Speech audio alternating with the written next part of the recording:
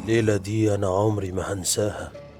ما هو اللي حصل معايا ده محدش يصدقه. أنا نفسي مش مصدقه. انتم هنا في الأوضة اللي برا، واللي هنقدمه لكم ليلة من الجحيم عاشها عبد الله.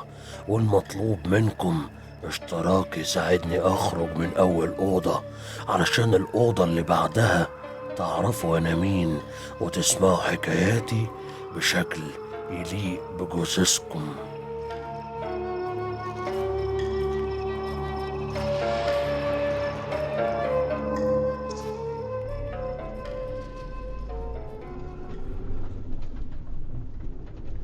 1 أغسطس 2024 اتحركت بعربيتي من القاهرة لأسيوط علشان أحضر فرح واحد من أعز أصدقائي، ودي علشان كانت أول مرة ليا على الطريق ده سايق. كنت متابع معاه على اللوكيشن لحظة بلحظة علشان ما توهش. الشمس غابت وأنا في طريقي، والجو بدأ يليل عليا، ولقيت نفسي ماشي في طريق مفهوش كشاف نور واحد يوحد ربنا. ضلمة حوطت عبد الله من كل اتجاه، مفيش أي ملامح للطريق من حواليه. فتح تليفونه، بعت لصاحبه مكانه، وأول ما الرسالة وصلت وشافها بعت له جملة دبت الرعب في قلب عبد الله: يا نهارك اسود، اهرب من المكان ده بسرعة. ما كنتش عارف هو بيهزر ولا بيتكلم جد. قلقت بصراحة، بطلت العربية وعلى طول اتصلت بيه، بس فجأة ما بقاش في شبكة نهائي، حتى الرسايل ما بتوصلش. وبحركة عفوية مني خرجت ايديا من الشباك بالتليفون على اساس يلقط شبكة. وفي اللحظة دي بدأت اسمع صوت غريب بيقرب، زي ما يكون كلب او حيوان مش قادر احدد نوعه. وقبل ما اقرر ادخل ايديا من الشباك هجم الكائن المجهول على عبد الله، وحس بمخالب حادة جرحت ايديه زي ما تكون سكاكين. وقع تليفونه على الارض وسحب ايديه بسرعة لجوه العربية، قفل الازاز وقرر يسيب تليفونه بره. ما هو مستحيل يخرج بعد اللي حصل. ايديا بتنزف وجسمي كله بيترعش، لازم اتحرك من المكان ده بسرعة. بس للأسف العربية مش عاوزة تدور. حاولت بكل الطرق مفيش فايدة. أكتر من ساعة على الوضع ده ومش عارف أتصرف، ولسه سامع أصوات غريبة بره العربية، لحد ما استسلمت وقفلت على نفسي كويس، وقررت هبات في العربية لحد ما النهار يطلع وأعرف أتصرف. حط راسه على الطارة، والخوف والقلق مسيطر على الأجواء، وبدأ يسمع صوت خطوات بتقرب من العربية رغم إنه قافلها من كل حتة، إلا وإن الصوت واضح بشكل مريب. خبط على الإزاز وملامح بدأت تظهر. كان إنسان عادي الحمد لله. نزلت الإزاز شوية علشان أسمعه، واتكلم معايا باللهجة الصعيدية وسألني عن سبب وقوفي هنا ولو محتاج مساعدة. رحت ردت لي تاني، حكيت له إني جاي أحضر فرح هنا وتهت، وطلب مني أفتح الكبوت. وفي خلال 3 ثواني العربية دارت وكأنها ما كانتش عطلانة من الأساس. ولما قلت له اسم صاحبي طلع عارفه ويعرف بيته كمان، وعرض عليا بشهامة الصعايدة يوصلني لحد الفرح. ركب جنب عبد الله وعرفه باسمه عزام، من سكان المنطقة اللي عطلت فيها العربية. دار بينهم كلام، وكان الغريب لحد دلوقتي هو إن عزام بياخد ثواني من الصمت قبل ما يرد على عبد الله، كأنه بيفكر في الكلام كويس قبل ما يقوله. طول الطريق بيلتفت حواليه وبيبص في كل اتجاه وكأنه متراقب. وبدأ من بعيد يظهر النور وتتسمع أصوات الطبل العالي. وصل عبد الله أخيرا للفرح.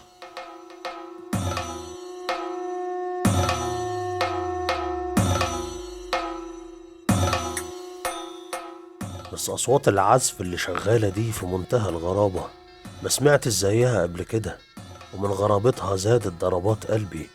المكان أصلا نفسه مش مريح، كل ما أقرب خطوات من الفرح أحس بتقل في جسمي وبتنفس بصعوبة. وصلنا قدام بيت كبير دخل فيه عزام وسابني بره من غير ما يقول ولا كلمة، وفضلت واقف مش مستوعب اللي شايفه بعينيا.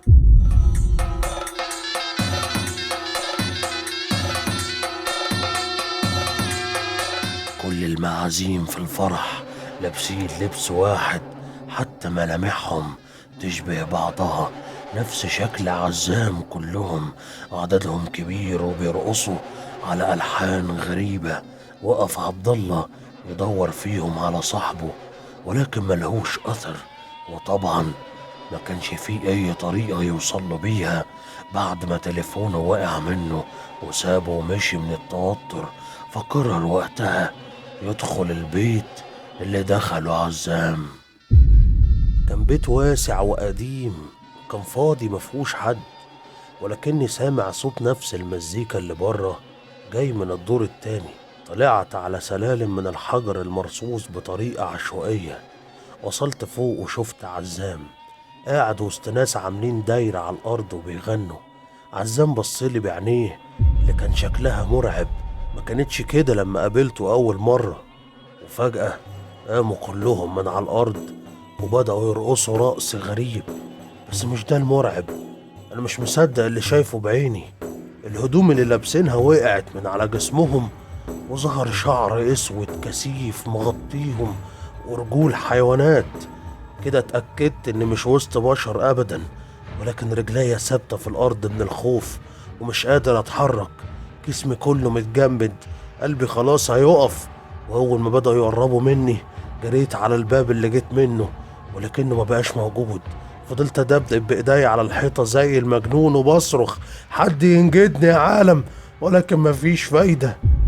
عبد الله بيبص حواليه في المكان على أي مخرج، شاف أوضة صغيرة بابها مفتوح، جري عليها ولقى نفسه وش في وش قصاد كائن ضخم، جسمه مليان بالشعر وراسه راس كلب وعينيه حمرة، وقف قدامه بينهج. وفي اللحظة دي عزام جه من وراه وبيسأله: شكلك كده مش مبسوط معانا في الفرح. ابعد عني انت جن. فضل يضحك بصوت مش قادر اسمعه، صوت ضحكته بيرج البيت كله. وفجأة ظهر السلم الحجر قدامي، نزلت عليه وما كانش ثابت. البيت حرفيا كان بينهار حواليا والسلم ما بيخلصش. بصيت فوقيا شفت حجر كبير بيقع على راسي، ودي كانت آخر حاجة شفتها.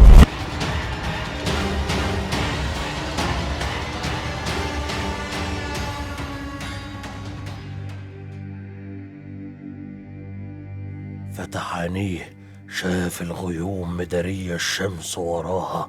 أدرك وقتها إنه في وسط المقابر، وراجل كبير قدامه في إيديه عدة الحفر وبيسأله: إيه اللي جابك هنا؟